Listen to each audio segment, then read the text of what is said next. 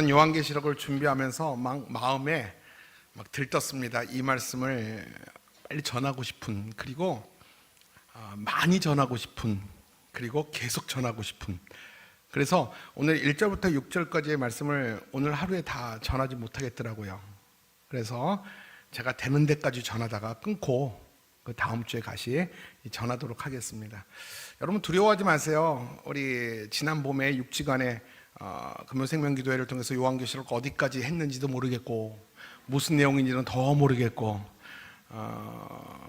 감히 알려는 용기도 안 생기고 그냥 무작정 용기 있게 여기에 나온 줄 알아요. 괜찮습니다. 오늘 저와 함께 같이 말씀을 나누면서 요한계시록을 통해서 우리에게 주시는 하나님의 그 말씀이 귀로 들려지지 않고 여러분 마음과 가슴과 심령 가운데 쿵 하고 들려질 수 있기를 바랍니다. 여러분 요한계시록과 다니엘, 에스겔 같은 책들은요 묵시문학이라고도 하고요, 이거는 그 계시의 책이라고도 합니다. 그래서 읽기도 어렵고 이해하기는 더 어려워요. 그런데 요한계시록이 성경 안에 쓰여져 있다는 것은 뭘 의미합니까? 우리가 받아야 될 말씀이라는 것이죠. 그런데 어렵기 때문에, 이해가 안 되기 때문에 우리가 선택해서 요한계시록만 빼놓고 읽기 편한 마태, 마가, 누가, 요한, 고린도서, 에베소서 이렇게만 읽으면 안 된다는 것이죠. 성경도 균형 있게 먹어야 돼요. 그래서 요한계시록도 우리가 꼭 읽고 요한계시록을 통해서 하나님이 분명히 우리 가운데 주시는 계시와 말씀이 있고 또 우리가 그 말씀을 받아 먹으면서 누릴 수 있는 영적 유익이 분명히 있다는 것입니다. 근데 문제는 이 계시록 묵시 문학을 두고 교회마다 해석이 굉장히 많이 다르다는 것입니다. 우리 장로교 교단에서조차도 이 계시록에 대한 해석이 다양합니다. 예를 들어서 요한계시록의 숫자나 문자들, 그 단어들이 나오죠. 그거를 그냥 문자적으로 해석하는 세대주의적 해석이 있고, 그리고 다 신비로 푸는 신비주의적인 해석이 있어요. 그리고 저와 여러분이 함께 같이 섬기는 이천신화교회, 우리 개혁 측에서 말씀을 어떻게 해석하느냐, 모든 하나님의 말씀은 예수 그리스도를 중심으로 한 구속사적인 방법으로 성경을 해석하고 연구하고 성경의 뜻을 찾아갑니다. 다시 말하면 예수 그리스도가 모든 말씀과 성경의 중심이고 그 예수 그리스도를 통해서 성경을 해석합니다. 이게 구속사적인 방법이거든요. 이 구속사적인 방법으로 성경을 해석하고 요한계시록도 그 예수 그리스도라는 잣대를 통해서 말씀을 해석한다면 이 말씀이 틀리지 않다고 저는 생각해요. 오늘부터 6주간 금요 생명기도회를 통해서 성령께서 요한계시록 통한 말씀을 통해서 우리에게 계시와 경고의 말씀을 줄 텐데, 이 계시와 경고의 말씀이 과연 우리 시대와는 무관하지 않은지, 이게 단지 1세기 그 로마 아래에 있었던 핍박받았던 그 유대 크리스찬들에게만 적용되는 말씀인지, 그 백성들을 위로하고 계시하는 말씀인지, 아니면 21세기를 살아가는 우리와는 전혀 상관없는 말씀인지, 그 요한계시록의 말씀을 우리가 한번 연구를 해야 되겠고요. 그리고 우리가 마지막 때, 지금이 마지막 때죠. 마지막 때, 이 종말의 때에 우리 삶의 주변에서 일어나는 수많은 이 말세적인 징조들을 살피면서, 그리고 요한계시록을 통해서 계시한 하나님의 말씀과 한번 맞추어서 정말 이 모든 세상에 정말 끔찍하고 잔인한 이 말세적 징조가 과연 우연인지 아니면 성경에서 계시한 대로 그림이 맞춰가고 있고 퍼즐이 맞춰가고 있는지 한번 함께 살피면서 마지막 시대에 우리를 향한 하나님의 간절한 음성을 우리가 듣고 우리가 깨어, 정말 이제 11시 59분 58초입니다. 예수님이 곧 오시기 때문에 우리가 자다가 이제 깨어 시대를 분별하며 하나님 앞에 나가야 되고 하나님 앞에 기도해야 될 때라는 것입니다. 자, 오늘 12장에 들어왔어요. 12장에 들어왔는데 요한계시록이 모두 22장이니까 12장이면 이제 후반에 들어온 것이죠. 오늘 저와 여러분이 읽은 이 12장의 위치는 한 6개월 전에 끝냈던 그 요한계시록 11장, 그 내용이 어떤 내용이냐면 일곱 나팔 재앙입니다. 일곱 나팔 재앙이 11장으로 끝났고, 그리고 16장부터는 일곱 대접의 재앙이 시작돼요. 그러면 12장, 13장, 14장, 15장은 어떤 내용이냐면 그 바로 일곱 나팔과 일곱 대접 사이에 낀 장으로서 사도 요한이 환상을 본 내용을 담아내고 있어요. 뭐라고요? 사도 요한이 밤모섬에서 환상을 본 것을 12, 13, 14장에 그 환상을 소개하고 있습니다. 여러분, 어떤 환상이 주가 되냐면요, 하나님과 사탄 사이의 싸움에 대한 몇 가지 징조에 대한 환상. 여러분, 이제부터 보면 하나님과 사탄과의 이 싸움이 이 소개가 돼요.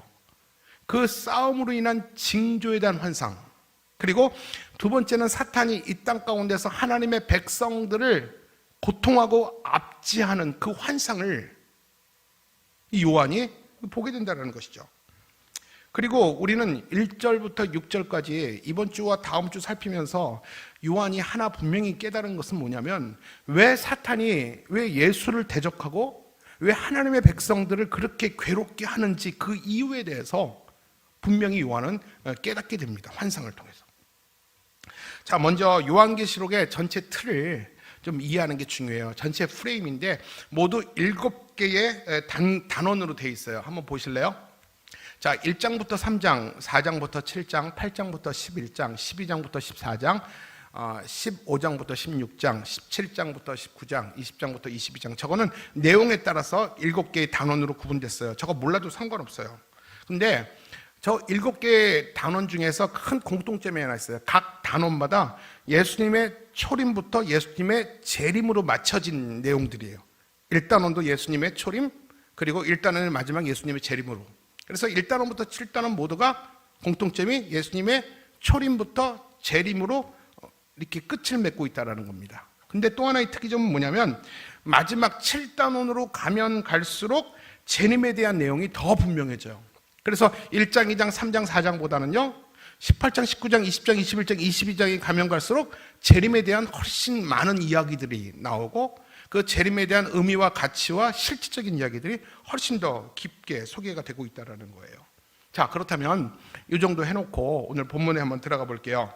오늘 본문은 12장 1절부터 6절까지인데 제가 사실 12장 1절부터 6절까지를 한 12페이지를 쳤어요. 책을 보면서. 근데 이것을 설교를 다 했다가 다음 주부터 여러분이 안 나올 것 같아. 설교 길다고.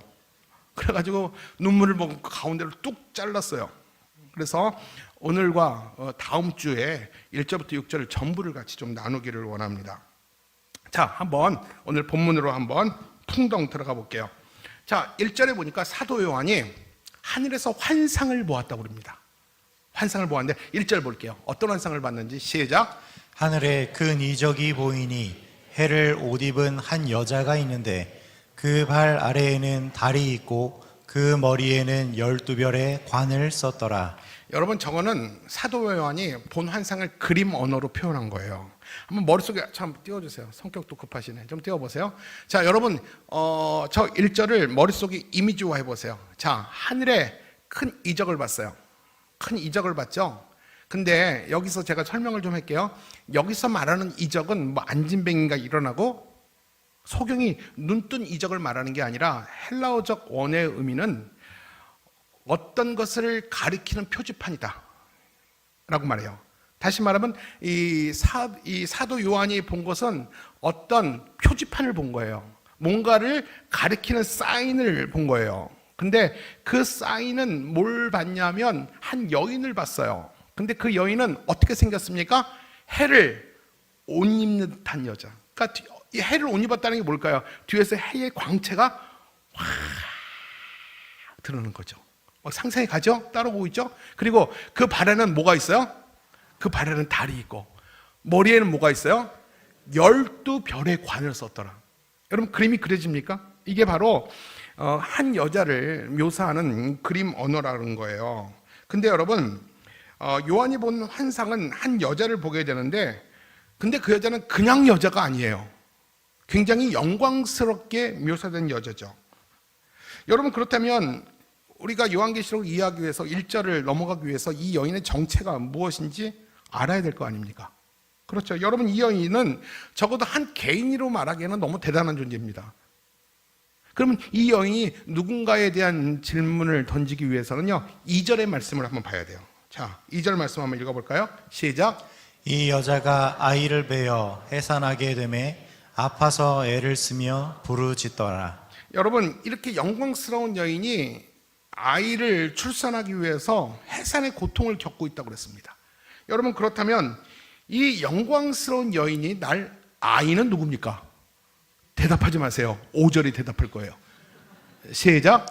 여자가 아들을 낳으니 이는 장차 철장으로 만국을 다스릴 남자라. 그 아이를 하나님 앞과 그 보좌 앞으로 올려가더라. 자, 그 여자가 낳은 아들이 누구예요? 장차 철장으로 만국을 다스릴 남자 누굽니까? 예수 그리스도. 구약 성경에서 철장으로 만물을 다스릴 자에 대해서, 그 메시아에 대해서 여러 곳에서 증거하고 있어요. 제가 이 말씀을 계속 찾으려고 했더니 말씀이 길어질까 봐 제가 굳이 찾지 않았어요. 만국을 철장으로 다스릴 자가 누굽니까? 예수 그리스도. 그렇다면 예수 그리스도를 낳은 이 여자는 누구입니까? 다시 처음 질문으로 들어갈게요. 여러분, 이 여인이 누굴 것 같아요? 마리아라고 말하고 싶죠? 예, 그럴 줄 알았어요. 여러분, 가톨릭에서는 이 영광스러운 여인을 마리아라고 말합니다. 그래서 이 마리아를 하늘의 여왕이라고 높이기도 합니다. 근데 이게 잘못된 거예요. 비성경적입니다. 물론 예수 그리스도는 생리적으로 동정녀 마리아에게 출생한 거 맞습니다. 그러나 오늘 이 본문에서 여기에서 이 표현은 한 개인이 아니에요. 이 마리아가 아니라는 거예요. 왜 아닌지 여러분이 마리아고 싶은데 마리아가 아니어서 섭섭하죠. 왜 마리아가 아닌지 이따가 설명을 좀 드릴게요. 우리 기독교의 해석은 이거예요. 이 여자는 바로 메시아를 탄생시키기 위해서 고통받는 구약교회, 이스라엘 백성 전체를 의미하는 것입니다. 여러분, 예수 그리스도는 이 땅에 그냥 오신 게 아니에요. 구약의 말씀을 통해서 예언됐어요. 그렇죠. 그리고 구약 성도들에게는요, 이스라엘 백성 모두에게는 메시아는 대망의 대상이었어요. 그래서 구약 백성들은요, 오실 메시아를 기다리면서 그 메시아 때문에, 그 믿음 때문에 고난을 당하기도 하고, 그 메시아의 신앙을 붙들기 위해서 죽임도 당했어요. 이것이 바로 구약 교회나 이스라엘 백성들이 당하는 해산의 고통이라는 거예요. 메시아를 탄생시키기 위해서 그들은 참고 인내하며 메시아 대망 사상을 구약 성도들은, 구약 교회들은 가지고 있었다는 것입니다. 자, 그렇다면 그래도 이 여인이 마리아다라고 말하고 싶은 사람들한테 마리아가 아니라는 이유를 좀 설명해 드리겠습니다. 자, 이 여인이 머리에 뭐를 썼다고 그랬죠? 12별의 관을 썼다고 그랬어요. 12별. 여러분, 자고로 구약에서 12지파, 또 야곱의 12형제는 결국 누구를 얘기합니까? 한 개인입니까? 아니면 이스라엘 전체를 얘기합니까? 이스라엘 전체를 얘기하는 것이죠. 이 여자가 12별의 관을 썼다는 것은요, 이스라엘 백성의 전체를 의미하는 것입니다. 자, 그러면 여기서 또 더 나가서 여인이 해, 달, 별로 자신을 치장했어요. 해, 달, 별은 또 무엇인지, 그냥 문자 그대로 그냥 해달별인지 아니면 그 해달별에 다른 의미가 있는지 한번 보셔야 돼요. 여러분, 당시 해달별은 두 가지를 상징합니다. 두 가지 다 의미가 있어요. 그 첫 번째는 뭐냐면요, 여러분 잘 들어보세요. 우리가 계시록을 대할 때 먼저 생각해야 될 것은 그 계시록이 주어졌던 청중들의 그 이해도입니다. 다시 말하면 그 히브리 민족, 그 계시록을 받았던 유대 민족, 히브리 민족이 묵시 문학에 대한 문학적 이해를 우리가 이해해야 돼요. 여러분, 우리가 해와 달이라는 인식과 그 히브리 백성들이 그 당시에 해와 달이라는 그 인식은 달라요. 여러분, 히브리 민족에게 있어서 그 당시 그 이 책을 받는 백성들이 받을 때 해와 달은, 별은 어떤 의미냐면, 여러분, 별 하면 누가 생각이 납니까?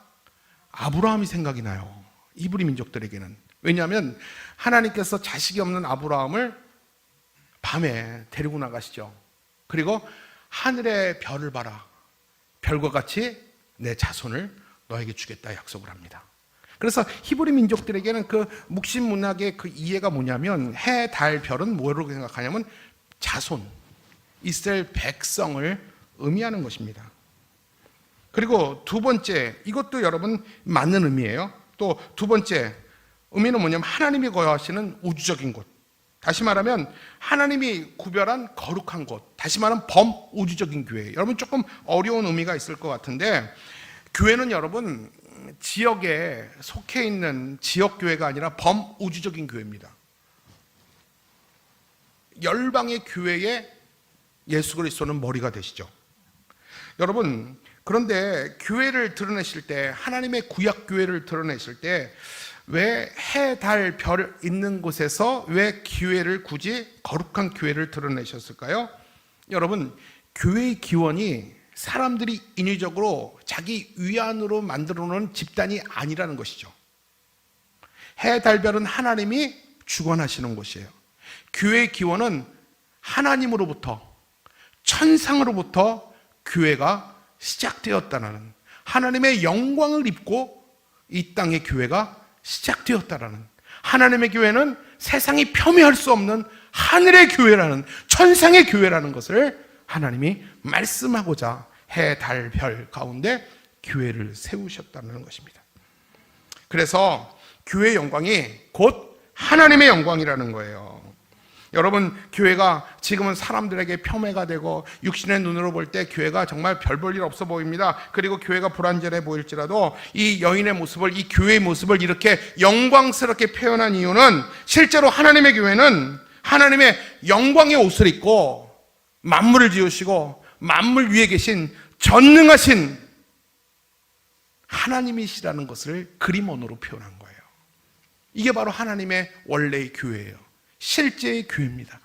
여러분 사람들은 이 오징어 씹듯이 교회를 향해서 함부로 폄훼하고 함부로 말하잖아요. 근데 이 교회가 하나님의 교회예요. 이렇게 너희들이 함부로 말할 교회가 아니에요. 이 하나님의 교회는 하나님의 영광을 옷을 입은 교회예요. 하나님의 우주적인 교회, 예수 그리스도를 머리로 세운 교회가 이 영광스러운 하나님의 교회라는 거예요. 해달별로 교회를 지으셨어요. 그런데 여러분 계속 본문을 나갈게요. 그런데 이 해산하는 이 여자를, 교회를, 하나님의 백성을 못 살게 구는 세력이 있어요. 그 본문 3절에서 이렇게 소개합니다. 시작. 하늘에 또 다른 이적이 보이니 보라, 한 큰 붉은 용이 있어 머리가 7이요 뿔이 10이라.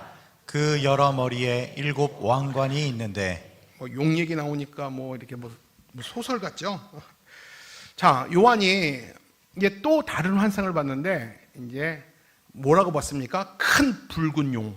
자, 머릿속에 또 그려보세요. 큰 붉은 용이 있어요. 근데 머리가 몇 개예요? 7개가 있고요. 뿔이 10이에요. 근데 중요한 건 7머리에 뭐가 그 머리, 죄송해요. 대가리라고 그럴게요. 대가리. 마귀니까, 용이니까. 그래도 좀 품위를 지켜서 얘기해야겠다. 용의 머리 위에 뭐가 쓰여졌어요? 왕관이 쓰여졌어요. 그림 그려지십니까? 용이 있는데 머리가 7개인데 7개마다 이 왕관이 씌워져 있어요. 근데 여러분 그러면 이 붉은 용이 뭘 의미하는 걸까? 그 용의 정체가 뭘까? 이제 함께 이제 밝히셔야 되는, 따라오셔야 돼요. 지금부터 그냥 한 푼만 계속 하시면 안 돼요. 한 푼만 계속 하시면 안 되고 이제 좀 따라오셔야 돼요. 그 용이 누구를 얘기하는지. 자, 시편 74편 13절이에요. 자, 시작. 주께서 주의 능력으로 바다를 나누시고 물 가운데 있는 용들의 머리를 깨뜨리셨다. 주께서 용의 머리를 깨뜨리셨다라고 말했습니다. 그리고 14절에서 그 용을 뭐라고 말했냐면 14절에 이렇게 말합니다. 시작. 리워야단의 머리를 부수시고 그것을 사막에 사는 자에게 음식물로 주셨으며. 자, 정리해 볼게요. 용의 이름은 뭐예요? 리워야단. 또 볼까요? 이사야서 27장 1절이에요. 시작. 그날에 여호와께서 그의 견고하고 크고 강한 칼로 날랜 뱀 리워야단 곧 꼬불꼬불한 뱀 리워야단을 벌하시며 바다에 있는 용을 죽이시리라. 아멘. 여러분 혹시 신앙생활에서 리워야단이라는 얘기 처음 들어보시면 손 한번 들어보세요. 괜찮아요. 리워야단이라고 처음 들어봤다. 여러분 자 그럼 손 내려보세요. 리워야단이 용의 이름이고 뱀의 이름이라는 사실을 이미 알고 있었다 하는 사람 손 한번 들어보세요. 알고 있었다. 괜찮아요. 훌륭해요. 손 안 드신 분은 뭐죠? 들어는 봤는데 뭔지는 몰랐다. 자, 여기서 한번 정리해 볼게요. 자, 용이고 리워야단이고 뱀이라고 그랬어요. 다 같은 말이에요. 성경은 이 세 가지 단어를 혼용하고 있어요. 그렇다면 여러분 따라오셔야 돼요. 성경에서 용이다, 뱀이다, 리워야단이다 하고 말했는데 이것은 무엇을 의미하는 걸까요? 선명하게 말할게요. 예레미야서 51장 34절이에요. 시작. 바벨론의 느부갓네살 왕이 나를 먹으며 나를 멸하며 나를 빈 그릇이 되게 하며 큰 뱀같이 나를 삼키며 나의 좋은 음식으로 그 배를 채우고 나를 쫓아내었으니. 자, 본문 좀 띄워주시고 제가 묻는 말에 대답해 보세요. 바벨론은 성경에서 어떤 존재로 나옵니까? 하나님의 백성인 이스라엘 백성을 괴롭게 하는 백성이죠. 맞죠, 여러분? 그러면 바벨론의 왕이 누굽니까? 느부갓네살이에요. 그 당시에 왕은 느부갓네살이에요. 근데 느부갓네살이 자기 백성들에게 어떤 해악을 했냐 하면 따라와 보세요. 느부갓네살 왕이 나를 먹으며 나를 머리하며 나를 빈그릇이 되게 하며 하물며 큰 뱀같이 나를 삼켰다. 나를 좋은 음식처럼 그 배에 나를 채웠다라고 말합니다. 여러분, 결국은 뭘 말하는 겁니까? 결국 용, 뱀, 리워야단은 결국 하나님을 대적하고 하나님의 백성을 괴롭히는 사단의 상징이라는 거예요. 그 바벨론에는 그 리워야단이 뭘로 나타났어요? 느부갓네살 왕으로 나타난 거예요. 또 말해볼까요? 로마 시대에는 백성들을 괴롭히는 리워야단이 뭘로 나타난 줄 알아요? 이게 헤롯으로 나타난 거예요. 애굽에서는 자기 백성을 괴롭히는 리워야단이 누구예요? 바로고요. 어느 시대를 막론하고 하나님과 백성들을 대적했던 세력이 없던 때는 없어요. 그 모양만 바꾸지 다 마귀는 사탄은 자신의 모양을 변모하면서 하나님의 백성들을 괴롭혔다는 거예요. 오늘 본문 3절에 보니까 오늘 요 때는 뭘로 나타났습니까? 한 붉은 용으로 나타났잖아요. 그래서 하나님을 백성을 괴롭혀하는 이 적대 세력으로 묘사가 됐어요. 한 큰 붉은 용. 아까도 말씀드렸지만 이런 적대 세력이 제가 이부터 적용하면서 말씀을 드릴게요. 이런 적대 세력이 시대마다 있었어요. 여러분, 하나님의 백성을 미혹하고 고통스럽게 하는 세력을 하나님이 잠시 허락하셨다고 그랬어요. 사람이, 여러분, 사탄이 용이로, 뱀이로, 리워야단으로 나타난 거예요. 여러분, 우리 시대 가운데는 그 사단이 뭘로 나타났을까요? 여러분, 이런 생각 해보셨어요? 애굽에는 바로, 바벨론에는 느부갓네살, 로마에는 누구예요? 네로. 그러면 우리 시대에는 리워야단이 뭘로 나타날까요? 모르니까 당하는 거예요. 여러분, 용인지 지렁인지 모르니까 그냥 같이 당하는 거예요. 여러분, 뭘로 나타나는? 대답해 보세요. 지금의 리워야단은 누구로 변장해서 나옵니까? 여러분, 리워야단은 뱀으로 안 나타나요? 용으로 안 나타나요? 꾸불꾸불한 뱀으로 나타나면 다 도망가죠. 지금의 리워야단은요, 인간의 모습으로 나타나요. 권력자의 모습으로 나타나고요, 문화의 옷을 입고 교회를 통해 들어오고 있어요. 여러분, 감히 말하면 히틀러, 김일성, 모택동, 또 누구예요?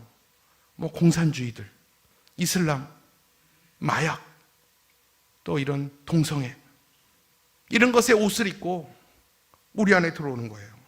이것이 바로 다 둔갑된 사탄이에요. 다 리워야단이에요. 뱀이에요. 근데 여러분, 그 리워야단 뱀은요, 우리에게 전면전으로 공격을 안 해요. 왜 그런지 알아요? 뱀도 우리를 알아요. 여러분, 전면전으로 마귀라고 생각하고 들어오면요, 우리 교인들은 똘똘 뭉쳐서 죽음도 불사하고까지 숨겨기까지 싸워요. 안 그럴 것 같아요? 우리에는 그런 근성이 있어요. 신앙적 근성. 이게 적이다 싶으면요, 우리끼리 딱 뭉쳐요.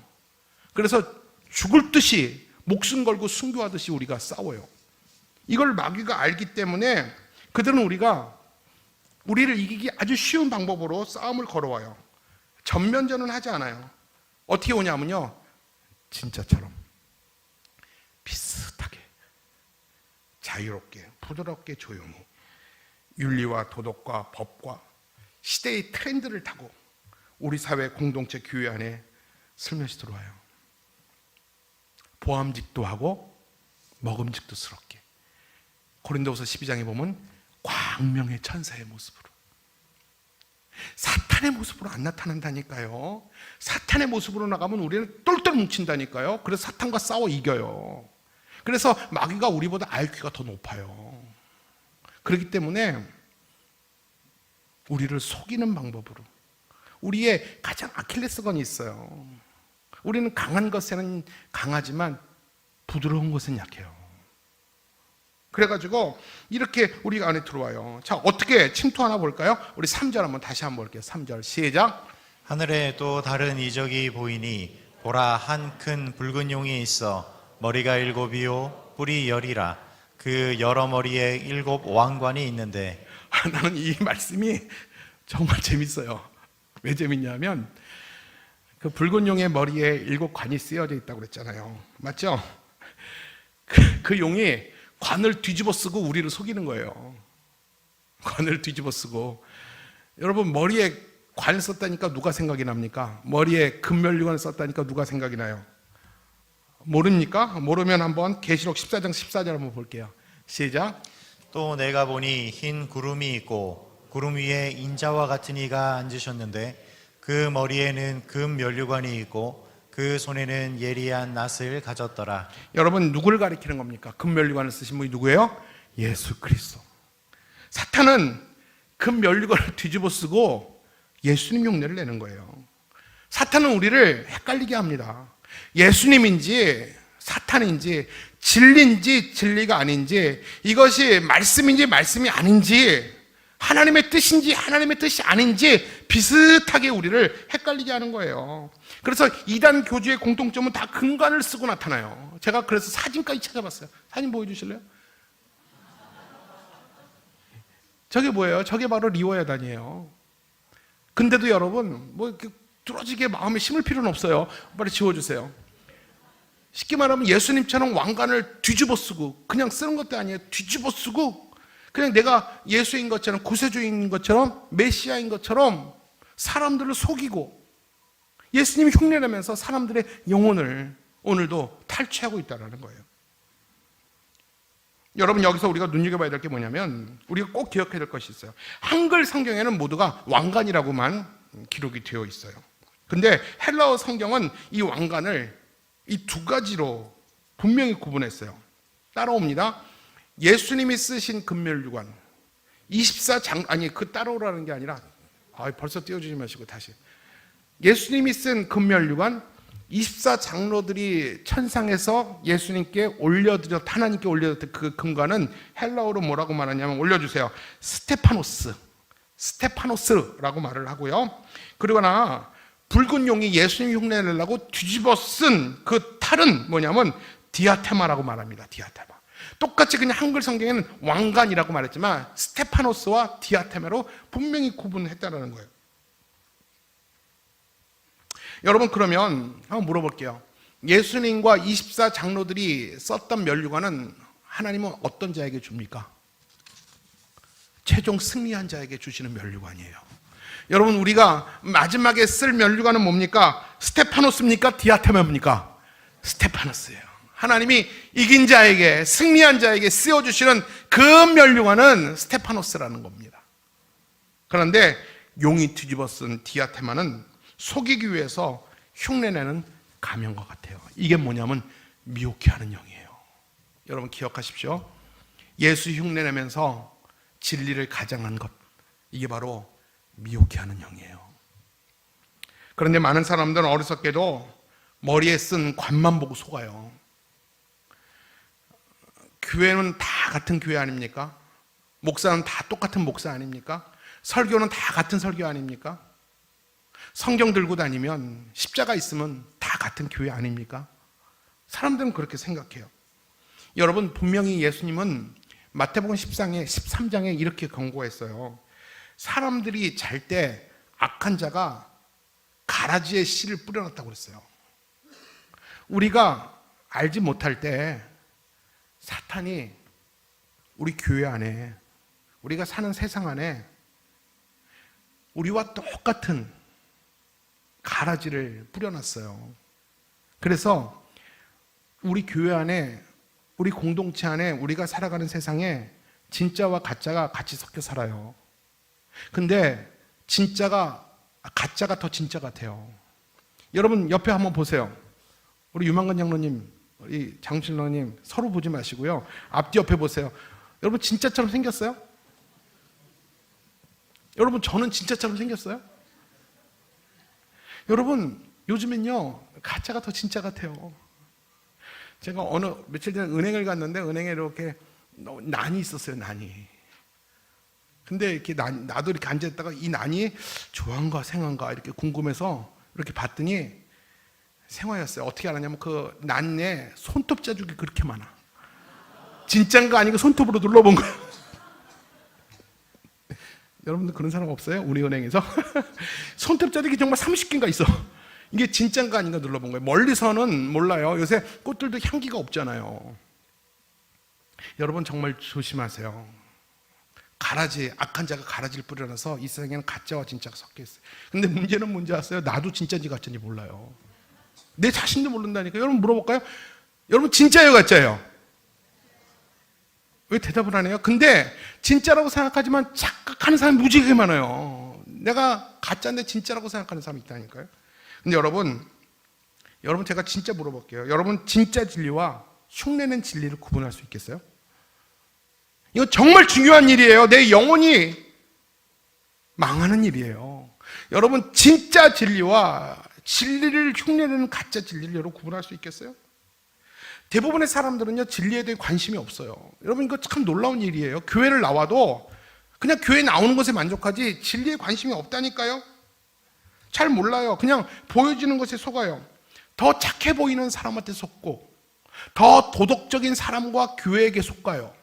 그리고 대사회적으로 구제하고 봉사하는 교회가 좋은 교회고 착한 교회고 필요한 교회라고 보여지는 교회에 속아요. 진리에는 관심이 없다니까요. 사람들이 교회를 평가할 때 많고 적음으로 평가해요. 그 교회에 정말 영향력 있는 사람이 얼마나 있는지, 얼마나 많이 유명한 교회고 브랜드 있는 교회인지, 얼마나 많은 건물을 가지고 아름답고 영향력을 지역 가운데 끼치는 교회인지에 대한 관심이 있지 진리에 대한 관심이 없어요. 진리에 대한 관심이 없어요. 여러분 가장 미혹해하는 양이 판치는 곳이 어딘지 알아요? 선교지라고 합니다.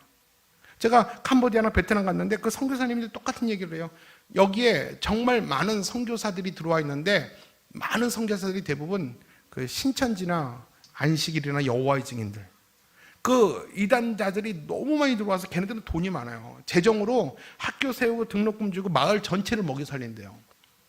그러니까 이 아이들은, 이 원주민들은 그냥 성경 들고 들어오니까 다 같은 기독교인 줄 알아요. 그래서 여기서도 예배드리고 저기서도 예배드려요. 선교사님들이 이제 정말 그 선교지의 적은 그 정부도 아니고 믿지 않는 어떤 권력도 아니고 이 이단자들이래요. 그래서 막 가라지를 막 뿌려놔가지고요, 그들이 잘못 자라고 있다는 겁니다. 이게 지금 이 선교지의 큰 문제라고 얘기를 들었어요. 여러분 사단은 이처럼 교회 가지 말라고 안 해요. 헌금 내지 말라고 안 해요. 교회 가라고 그래요. 교회 가라고 그래요. 더 열심히 교회 가라고, 성경 공부하라고 그래요. 훈련도 받으라고 그래요. 사탄의 방법은 뭔지 알아요? 헷갈리게 해요. 비뚤어름하게. 말씀은 다 같은 말씀이라고 생각합니다. 교회는 다 같은 교회라고 생각해요. 여러분 이단만이 아니라 우리가 정말 경계해야 될 것은 뭐냐면요, 세상 풍조와 거짓 사조도 마찬가지예요. 여러분 정말 교회가 요새 픽픽 쓰러지고 대부분의 교회가 왜 쓰러지는지 알아서요? 이단 때문에 넘어지지 않아요. 요즘에는요, 이단도 작전을 바꿨어요. 사탄도 전략을 바꿨어요. 잘못된 진리로 교회 안에 갖고 오지 않아요. 진리라는 명분과 도덕과 윤리라는 옷을 입고 교회 안에 들어와서 성경의 절대적 가치를 희석시켜요. 성경만 중요하냐? 이 사회에 따라야 될 윤리와 도덕도 중요하다. 왜 교회가 성경만 말하냐? 왜 순종만 요구하냐? 우리가 따라야 될 도덕과 윤리도, 도덕적 기준도 교회가 필요하지 않냐.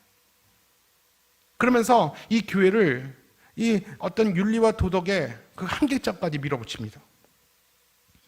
여러분, 사탄은 이렇듯 교회 밖 기준을 가지고 와서 그 잣대로 교회가 무엇이 옳고 교회가 무엇이 그런가를 재단합니다. 쉽게 말하면 세상 재판대에서, 세상 이 판결에서 교회의 진리를 함부로 폄훼하고 함부로 가르듯이 세상 이 윤리의 기준, 도덕의 기준, 세상의 어떤 트렌드의 기준으로, 세상 이 문화와 법의 기준으로 이 하나님의 말씀을 재단합니다. 무엇이 옳고 무엇이 그러다. 그래서 교회 내 갈등을 부추겨요. 그래서 서로 싸우게 합니다. 그리고 바르게 강단에서 말씀이 선포되는 것을 방해합니다.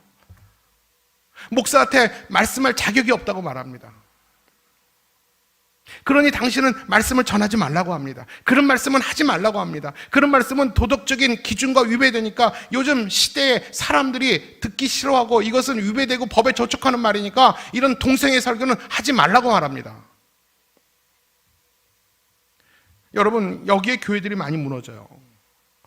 어줍지 않은 도덕과 윤리와 도덕적 기준이 교회 안에 들어와서 교회를 다 재단해요. 이래도 된다, 안 된다. 그래서 서로 안에 의견 분쟁을 일어나게 하고 싸우게 하고 그리고 강단까지 제한시켜버립니다. 여러분 꼭 기억하십시오. 교회는 세상에 있지만 세상에 속한 것이 아니라 하나님께 속한 거룩한 생명의 공동체입니다. 지금 교회가 어려움을 당하고 있는 건 맞아요. 요한계시록에서 말했잖아요. 사탄이, 붉은 용이 오늘도 하나님의 백성들을 탄압하고 있어요. 그 환상을 보게 되는 거예요. 지금도 그 과정 속에 우리는 있는 거예요. 그렇지만 여러분 분명히 알 건, 그렇다고 우리 교회가 법과 윤리와 도덕이 필요 없느냐, 그거 아니에요. 분명히 당연히 교회는 법과 윤리와 도덕을 내포해야 됩니다. 그러나 이 법이, 윤리가, 도덕적 기준이 교회를 운영하고 이끌어가는 가치와 기준이 되어서는 안 된다라는 거예요. 여러분 믿습니까? 동의하세요? 이거 동의하셔야 돼요. 이거 정말 제가 중요한 얘기하는 거예요. 법과 윤리, 도덕적 기준 정말 필요해요. 사회적 규범, 법적 규범도 정말 우리 교회는 필요합니다. 그러나 이런 윤리와 도덕과 법이 하나님 말씀보다 더 앞서서 이것이 우리 이천신화교회를 이끌어가고 운영하는 기준과 원리가 되어서는 안 된다라는 거예요. 여러분, 늘 교회를 무너뜨리는 것은 외부의 적이 아니에요. 외부에서 날아온 불화살이 이 교회를 무너뜨리지 않아요. 내부의 적이에요. 내부에 속한 소위 소수의 악한 자가 사람들을 수군수군하며 선동질을 합니다.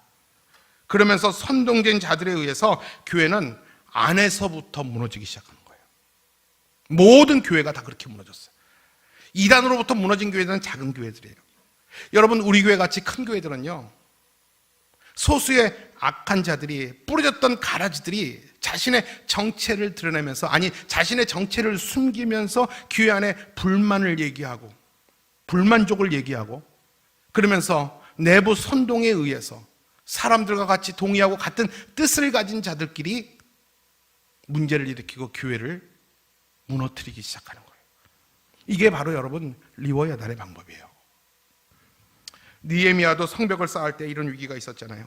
성벽 재건을 반대하며 느헤미야를 대적했던 산발락과 도비야, 게셈 아십니까? 그들은 내부인들이 아니었어요. 그는 아라비아 사람이고 그리고 그들은 이방인들이었어요. 근데 그들은 예루살렘의 성벽이 세워지는 것을 반대하죠. 그래서 어떡합니까? 느헤미야를 밖으로 유인해서 끌어옵니다. 그래서 밖에서 이 느헤미야를 죽이려고 하는데 느헤미야가 그들의 제안을 거절하게 되죠. 그때 그들의 전략은 바꿨어요. 그 바꾼 전략이 뭔지 아세요? 내부자들을 불러내어서 그들과 공모하고 결탁하고 음모를 꾸밉니다. 그리고 느헤미야를 흔들고 공동체를 흔들었어요. 결국 외부에서 아무리 화살을 쏘아대고 외부에서 아무리 큰 소리를 쳐도 그들은 그 외부의 소리를 듣지 않았어요. 정말 아무리 강한 공동체도 정말 약한 거는 내부예요.